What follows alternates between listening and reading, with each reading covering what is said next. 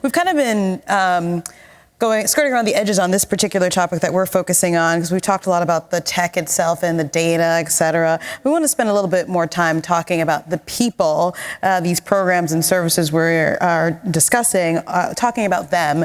And this kind of really speaks to human-centered design and customer experience, a lot of those new kind of things we're seeing, especially on the more local level. So just kind of would love to hear from each of you, just kind of as you think of the human element and some of the ways you're being more people-centric. Can you explain how you're doing that or ways you're seeing it being done? You want to start with me? I'm going to start with you because you're right here. Sure. Hi, John Levy. I run open data for the city of Chicago. So actually, the person you really would want up here from our office is our relatively new design director. It's a new position with the city of Chicago about a year and a half ago, Jason Kunish, who's putting a tremendous amount of work into this sort of thing. But probably one of the best recent examples was coming up on a year ago, the city of Chicago rolled out a new 3-on-1 system. And there was, I believe, a tremendous amount of work with the community in developing that, to try to make it more accessible to the community as far as putting in 3-on-1 requests, as far as being able to look up your requests, as far as being able to see what else is out there. So I think that's a recent example. We're definitely trying to head in that direction.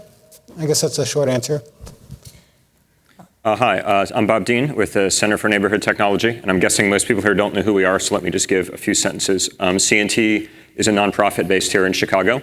We have the goal of advancing social equity and environmental sustainability, and particularly helping communities address rapid change, like climate change or new technological advances or rising disparities in wealth and income.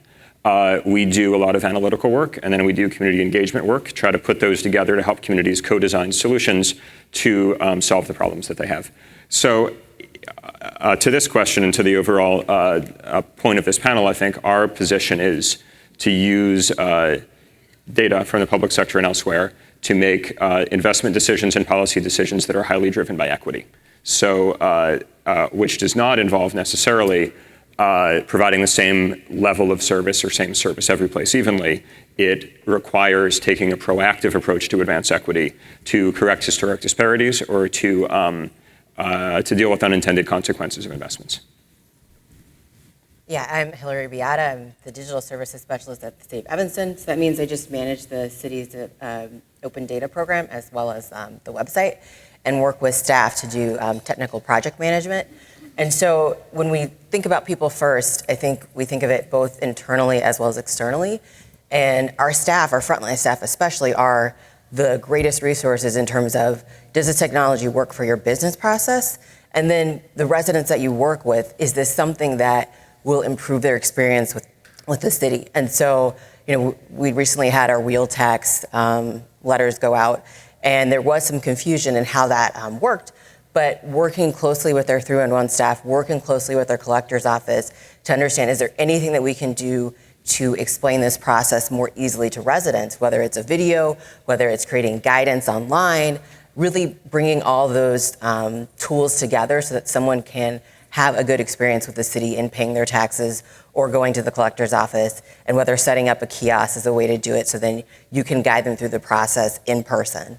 So really, it's all about really working with our staff to understand what are those resident needs, especially being in IT. You're kind of removed from that frontline process. So I really like the kind of internal, external thing, because we do talk a lot about the external, but we don't talk as much about the internal. So are you doing trainings, or exactly how are you kind of getting your frontline staff to and kind of understand that this is the way we're supposed to, we should be designing things and providing things? Can you speak more to that? Yeah, it's a combination of things. I mean, I think for our staff, technology can be a bit intimidating. So presenting ourselves more as strategic business partners rather than we're IT, we're telling you you're going to use this tool. We really want to understand what are your pain points in your process and how can we improve it. And maybe it is a new technological tool, or maybe it's just an improvement in the business process that we can just alter what you currently do.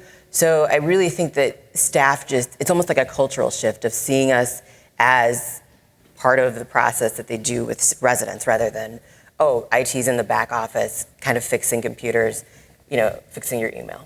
So kind of going along around identifying what residents want, I'm kind of curious to hear from any of you, just exactly how do you get them to tell you that? Like, how are you bringing them into the conversation to kind of help with, as I think you used the word co-design. Can you talk a little bit more about that? Sure. I mean, C&T isn't a government service provider, so we are not at the same level as these guys as far as providing services. But we do think that a lot of the answers to problems that communities face are often found in those communities. And you just have to unlock the local knowledge and do solid engagement processes in order to unleash that. So for the two of you, because government services a multitude of people. So, and we always hear the term one size does not fit all. So what approach are you kind of taking to build services with such diverse populations? I guess I'm going to take a shot at it. So we recently hired a chief equity and empowerment officer. And in conversations with her, she really was, she's been doing a couple different surveys. And it's usually the same type of demographic that's filling out all the surveys. And this is all the same demographic that comes to public meetings. And is just heavily involved in the community. And that's great. We definitely want that. But what we're seeing is sort of where are those gaps? So where are the people that are historically underrepresented and might be in the most need of these services?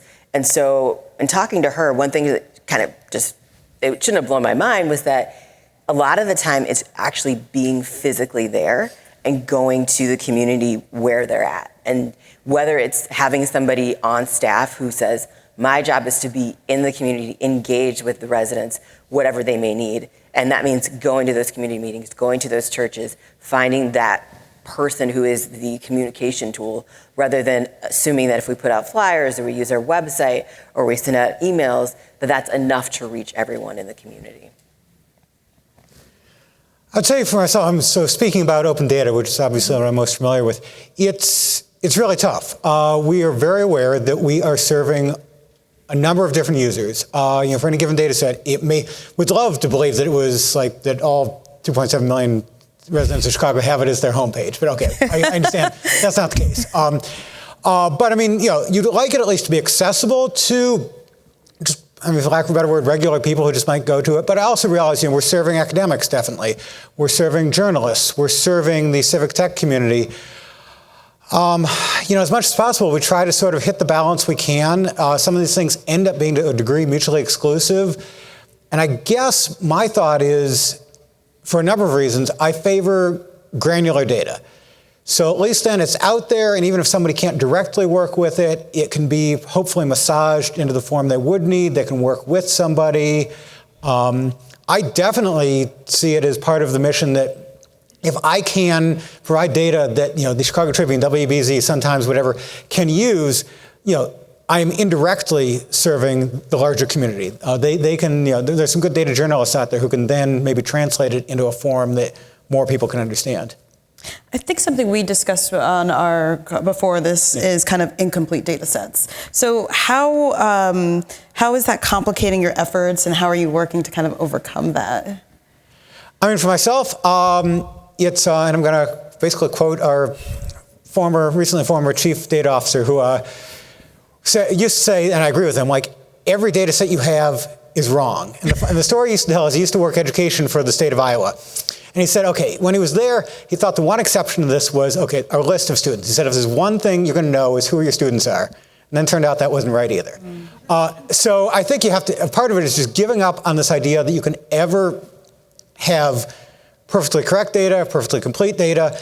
And generally what we try to go with is that our general standard is if it's good enough for internal use, presumptively it's good enough to make public. And yes, there will be errors in it. And by the way, personally, I tend in the direction of not cleaning up errors. So the one exception I can think of is when we put out the taxi trips data set. I would have actually put it out incredibly raw, but for the fact that, and there were some things out there like trips that supposedly cost $1 million that were 100,000 miles. Like, okay, that's just not true.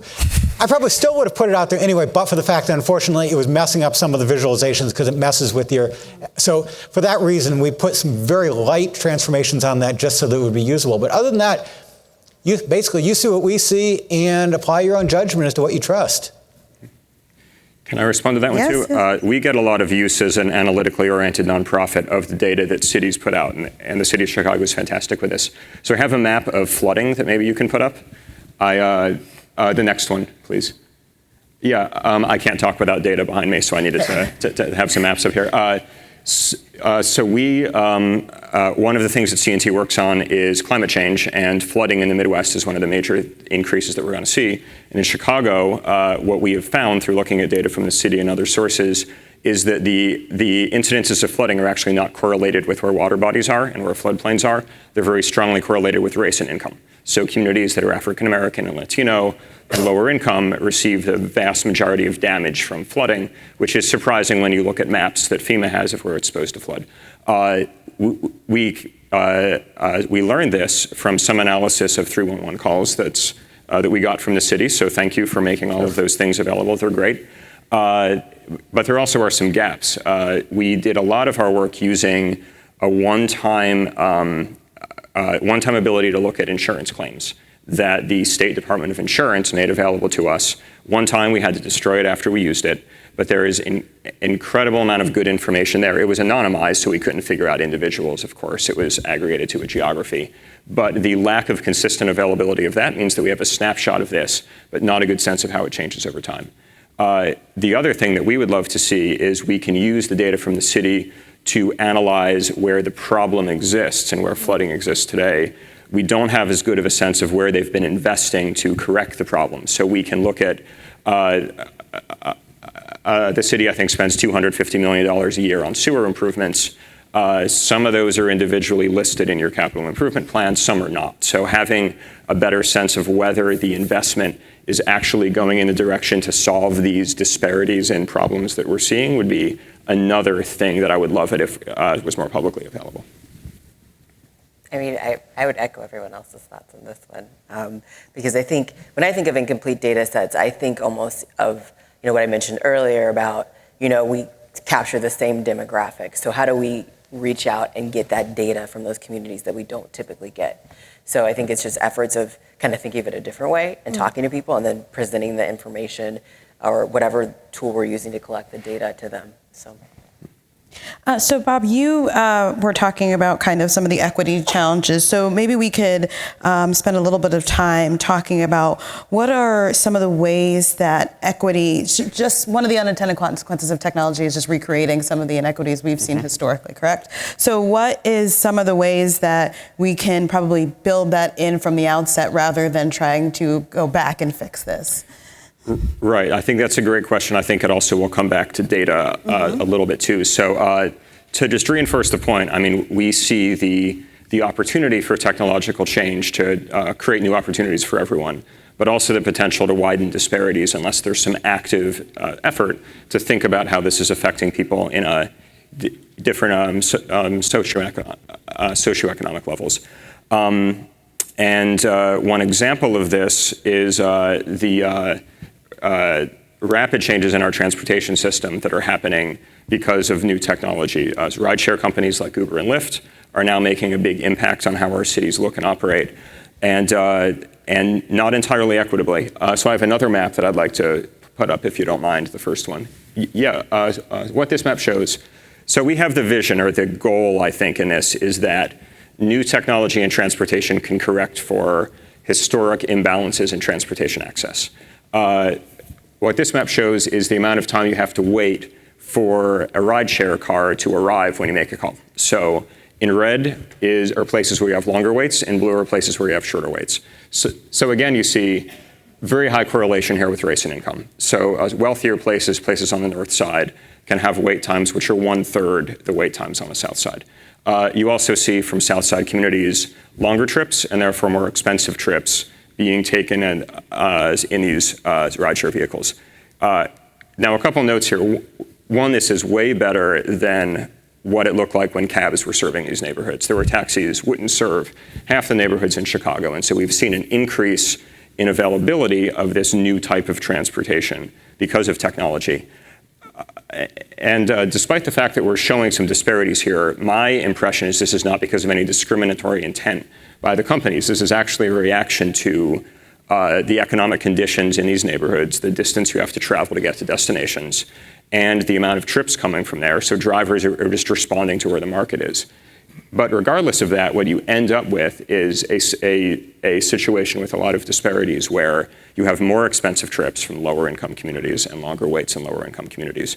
Now, the good thing is we know this, and so we actually can use public sector mechanisms like regulation or subsidies or fees to try to correct for these imbalances. But the only reason we can do this analysis is because the city of Chicago requires rideshare companies to give them data about where their trips are from. And then the city puts this out quarterly. They put a big dump of data out. We get really excited. We go look at it and see what happened.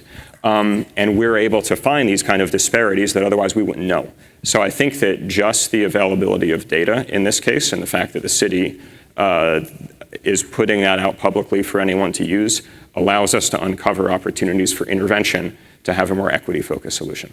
So you all put out a report on, I hope I don't butcher it, it's related to equity and smart mobility. Yep. And this map is showing, yes, there's probably more access, but you all talked about quality in terms of that access, and that isn't necessarily the case in some of these areas. So can you talk about how the public sector, so while access is one piece, the quality is another piece, and what maybe should be considered to think about that more quality component?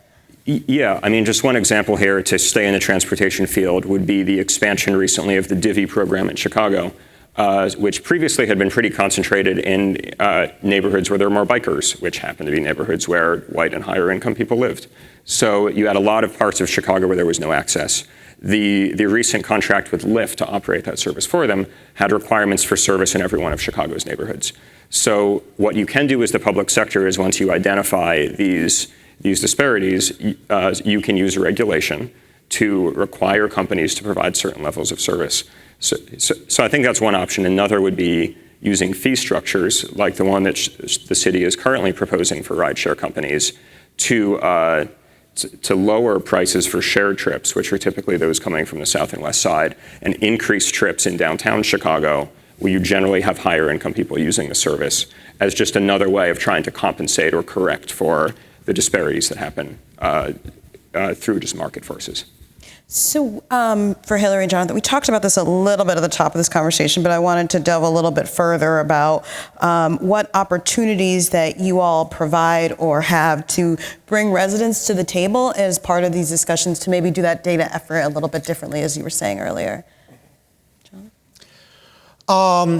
Well, it's probably a couple of things. I mean, for one thing is, I've got, unfortunately, very little contact probably with the larger world. I sort of joke on our floor that, when I see somebody come up off the elevator on our floor, basically, every once in a while they're coming for us. More likely, they're either looking to pay their water bill, in which case they send them to the floor below, or they're a city employee wanting to go to the benefits office. Like, nobody comes to see us in person.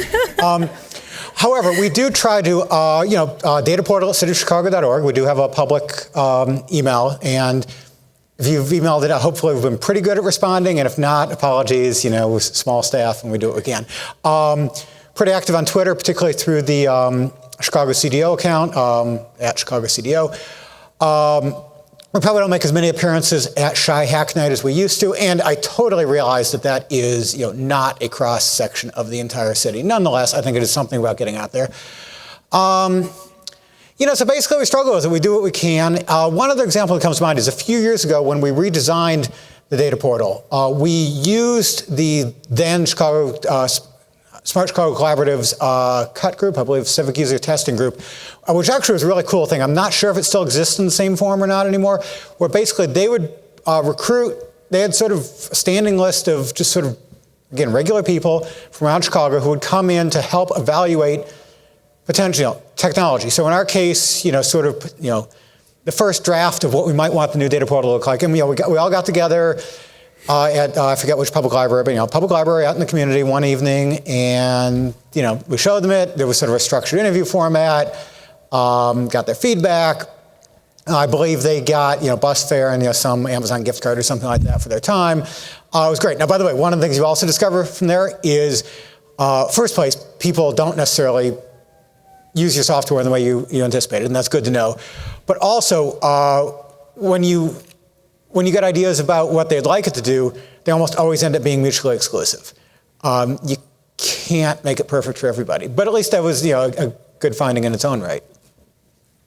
Yeah, I mean, for us, a very similar experience to John, where we don't get a lot of people from the public unless they're asking for directions. But one thing that actually is happening today is I'm doing a training for residents about the open data portal. So saying, here's what you can do with it. Here's the ways that we use it as a city, and then your experience. And we want to hear what kind of data do you want to see.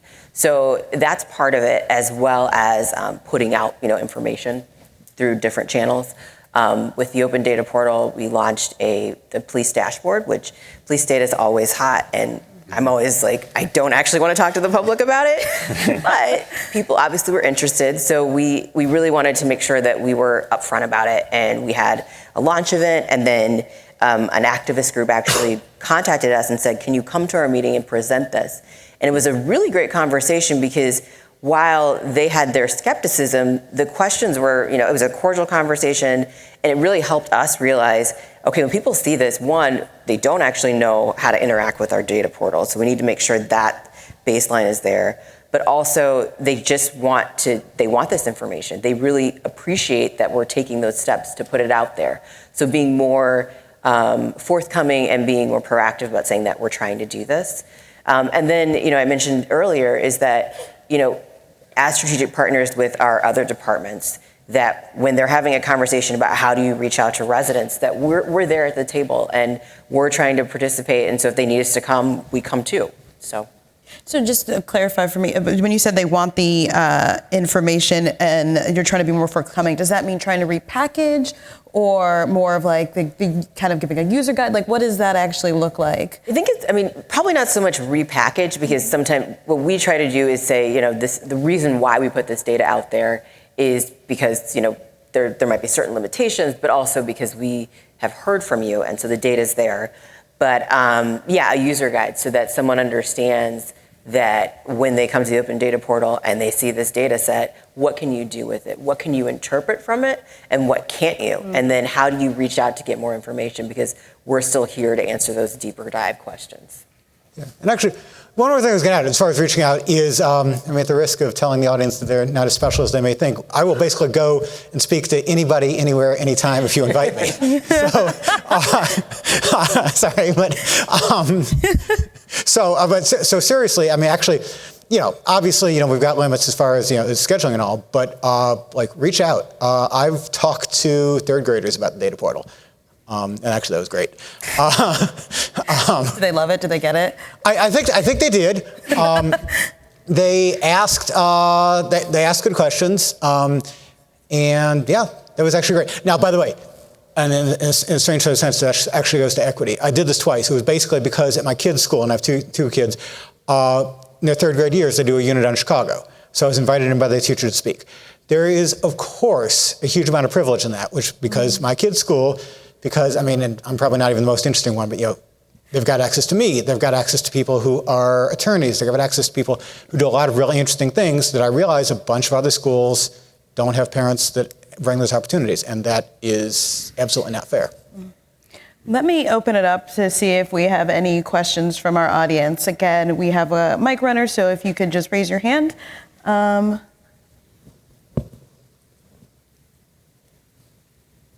questions? Yep, right here. Could you share some examples of the most grassroots use of the data that you have available out there? How the community has used the data? Mm-hmm. I guess I don't know for sure that it's happened, but sort of the case that you always hear about people wanting to do, and hopefully they can do it, is some neighborhood group that wants to see what are the business licenses in my particular area? What does crime look like in my particular area? What do the ride-share and taxi trips look like? I hope they're doing that. Part of the thing is I don't necessarily know, and I will say that actually it's both a good and a bad thing. We realize we don't know who's using our data. And one way that makes life hard, and particularly if we're going to change something, that's a challenge, is figuring out how to tell people about changing something. On the other hand, I actually kind of like it because we're the government.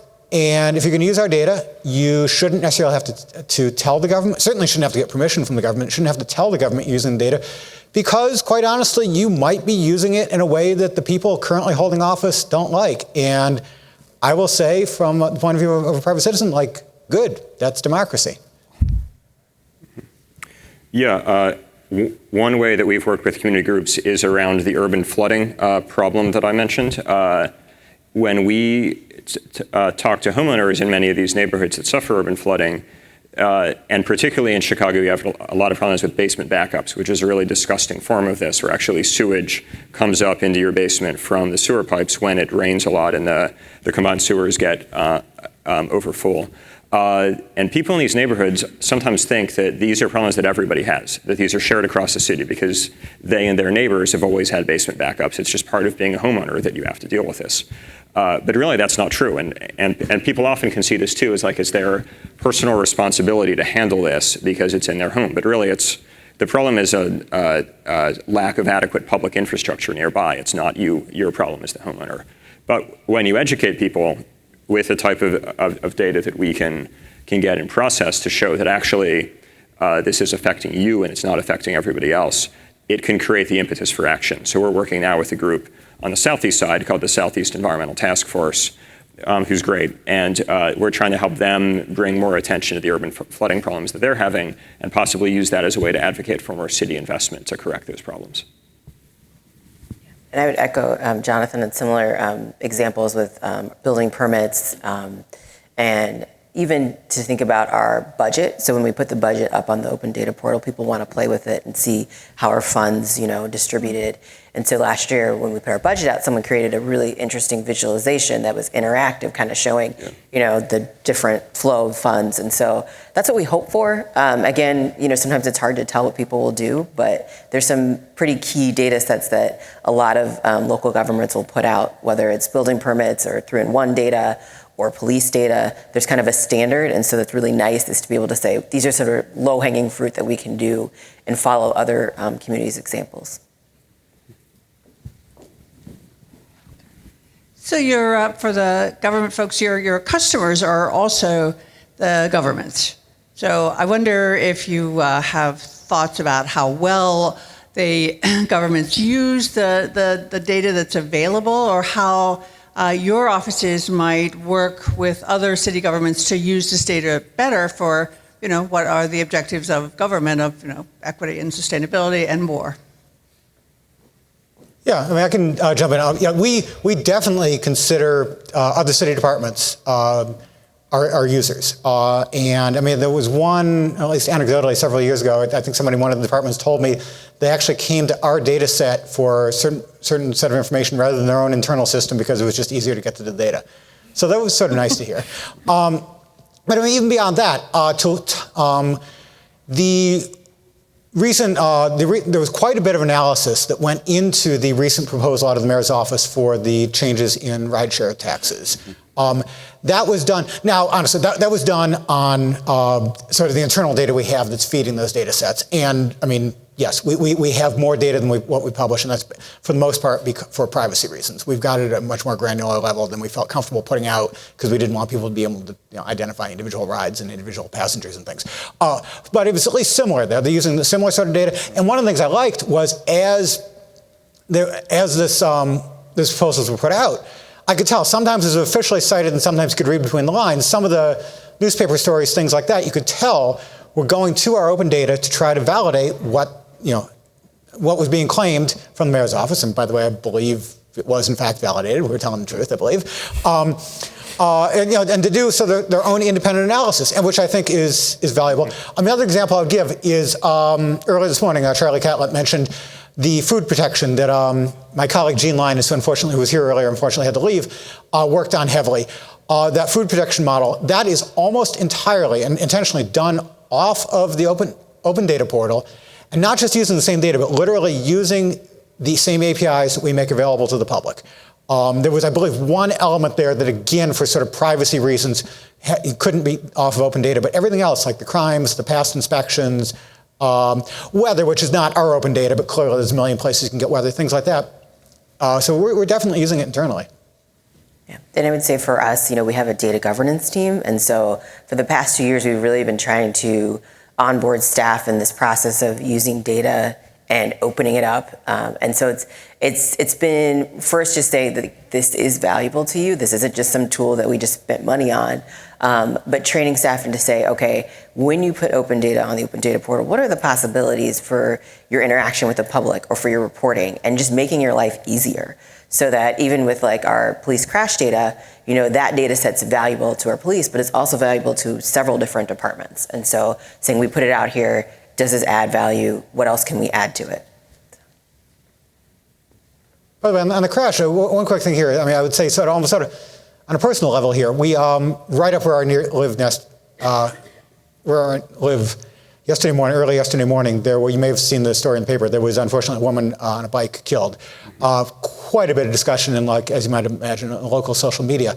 And I noticed a lot of people putting out a lot of theories as to whose fault it was, what happened, whatever, which I could have done without because I don't think anybody really knows yet. But we have the crash reports up on the data portal. I checked yesterday. It wasn't quite. We update it once a day. It wasn't quite up by the time of yesterday. Probably by now it's actually up there.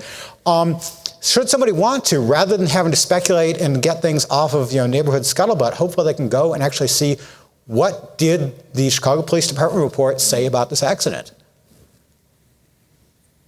We have one more question.